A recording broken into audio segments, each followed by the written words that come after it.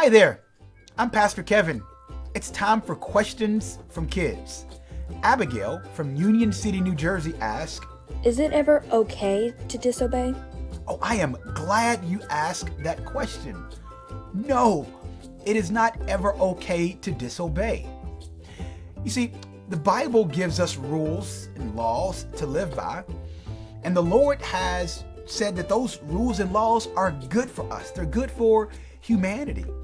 And your parents have given you rules in the home to live by and to follow. And even at church, there are rules that we have to follow. And school, there are rules that we have to follow. On the playground, there are rules that we have to follow.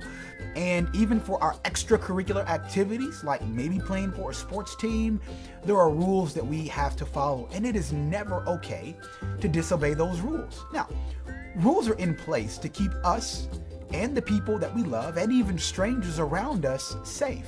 So disobeying those rules could cause you harm. It could cause your family members or friends harm. It could cause people in your community harm. And disobedience is actually not pleasing to God. So we want to remember that we want to be obedient to the things, to the rules that are in place to keep us safe.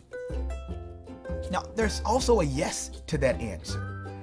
Your parents can explain, your adults around you can explain. There's sometimes that adults, particularly Christian adults, are put in a position and we may be asked to do something that is in opposition to what the scripture tells us to do. And at that time, we say, we are not doing that. And some people refer to that as civil disobedience. Basically saying, the Bible tells me not to do that. And although you're asking me to do that, I am not going to do that because I prefer to please God rather than to please man. Now, that's not always an easy choice. Not for little kids and not for adults. But doing what is biblical is always the best choice. Not always easy, but it is always the best choice. And when you pick the biblical response and what God would have us to do, He will always be pleased. And you will also please those who love the Lord.